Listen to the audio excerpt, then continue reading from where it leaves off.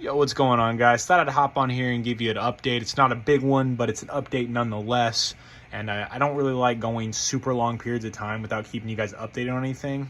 So I just wanted to kind of, show you what's been going on with the tank here. The first thing, I did scrape the glass. I've been trying to keep that kind of crystal clear in the front and the sides. The back is completely covered with all sorts of coralline, and then it does have some nasty brown algae. But I leave that for the snails and stuff. All the back glass, I don't really worry about cleaning it. It's hard to get to. I'd rather just let the snails have somewhere that they can at least have a food source. I just fed the tank, so everybody's really active right now. Let's see. Let's start with some corals here. So I did get rid of my little Favia and my GSP. They were pretty much, the GSP hadn't opened in months. Like I said, I don't know why GSP refuses to do well in this tank, but it absolutely refuses to do well in this tank. I've never had any luck with it, and the Favia was just browning out and dying, so I did get rid of him. I picked up a new ACAN. I knew I didn't really want to go any more like LPS corals, but I decided to let me go ahead and try an ACAN because my hammer and my frog spawn do well, and let's just see how it does. I also picked up a few new Zoas. Really happy with my pickups here. This filter doesn't seem to be doing much in terms of the blue effect on the phone, but I got some gobstoppers right here, and then I have this little one-headed orange polyp that just retracted because the fish just swam over it. But the Zoas slowly growing, but everything's nice and healthy. The rock looks really good. The one in the middle there is doing pretty well. I do have a little bit of bubble algae right here on this polyp right here. I'm going to try to remove that manually. The Kenya tree, so I had my Kenya tree right here in the last video, and it constantly didn't do well, so I figured I'm going to cut it off, and I'm going to glue a piece of it to the back glass. If it does well, I'll leave it there. If it doesn't, I'm going to get rid of it. Kenya tree is one of those things that I've never had really any luck with either. It just seems to be like if I put both power heads on, I actually removed my second power head. That's another thing.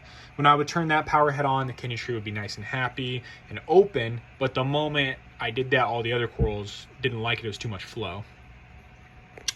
So I don't know where this Gorgonian was in the last video. I moved him up front. He's kind of like adds a little more depth to the tank. I moved him up front instead of him being in the back. Let's actually show this Gorgonian off. It's a beautiful little Gorgonian.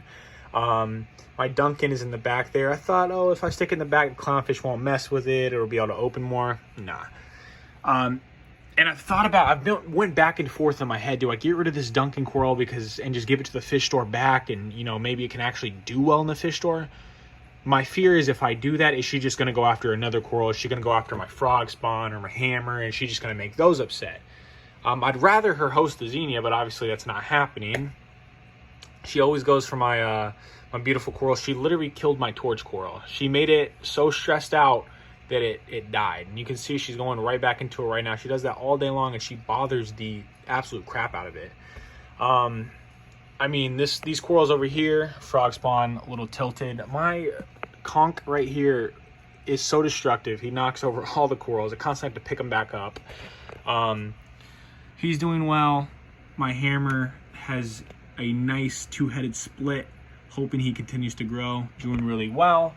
In the last video, I did talk about how I was dosing fuel, and I wanted to try it, and I don't think I'm going to continue dosing fuel. I haven't seen any really good effects from fuel. I've actually seen more luck with dosing Reef AB+, so I'm going to go back to Reef AB+.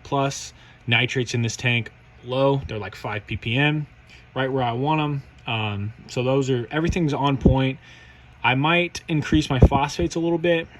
I do test with API, so it's not the most reliable test kit. I know my phosphates are low. I'm not exactly sure. I can't get a positive number on them, but I might try to increase those a little bit, see what happens in terms of the soft coral growth.